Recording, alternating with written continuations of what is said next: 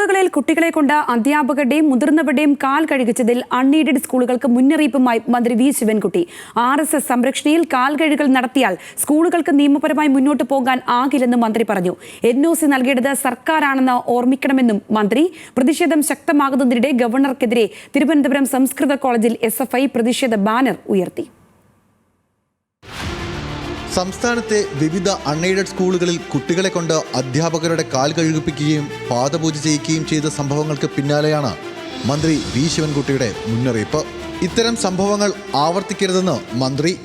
RSSന്റെ നേതൃത്വത്തിൽ സ്കൂൾ നടത്തുന്ന ഭരണാധികാരികൾ പറയുന്നത് കേട്ടു, ഞങ്ങൾ കാല് കഴുകുന്നതിന് എല്ലാ സ്കൂളുകളിലും പ്രൊട്ടക്ഷൻ കൊടുക്കും. എല്ലാ സ്കൂളുകളിലും കാല് കഴുകുന്നതിന് വേണ്ടി പ്രൊട്ടക്ഷൻ കൊടുത്താൽ സ്കൂളൊന്നും നിയമപരമായി നടത്തിക്കൊണ്ടു പോകുന്ന കാര്യം പ്രയാസമാണ്. അൺഎയ്ഡഡ് മേഖലയിൽ ഇടപെടാൻ സർക്കാരിന് പരിമിതിയുണ്ടെങ്കിലും RSS പറയുന്നതിനനുസരിച്ച് പാദപൂജ നടത്താമെന്ന് കരുതരുതെന്നും നിയമപരമായി അത് നടക്കില്ലെന്നും മന്ത്രി വ്യക്തമാക്കി. അൺഎയ്ഡഡ് സ്കൂളുകൾക്ക് NOC നൽകേണ്ടത് സംസ്ഥാന സർക്കാരാണെന്നും മന്ത്രി ഓർമ്മിപ്പിച്ചു. അൺഎയ്ഡഡ് സ്കൂളുകളിൽ NOC കൊടുക്കുക മാത്രമാണ് ഗവൺമെൻറ് ചെയ്യുന്നത്. അപ്പോൾ അതുകൊണ്ട് അതിൻ്റെ പരിമിതിയുണ്ട്. എങ്കിൽ തന്നെയും വിദ്യാഭ്യാസ രംഗത്തുണ്ടാകുന്ന ഏത് പ്രശ്നത്തെ സംബന്ധിച്ചിടത്തോളം അന്വേഷണം നടത്തുന്നതിനുള്ള അധികാരം വിദ്യാഭ്യാസ വകുപ്പിനുണ്ട്. പാദപൂജയെ ഗവർണർ അനുകൂലിക്കുന്നത് ഏത് നിയമത്തിന്റെ അടിസ്ഥാനത്തിലാണെന്ന് മന്ത്രി ചോദിച്ചു.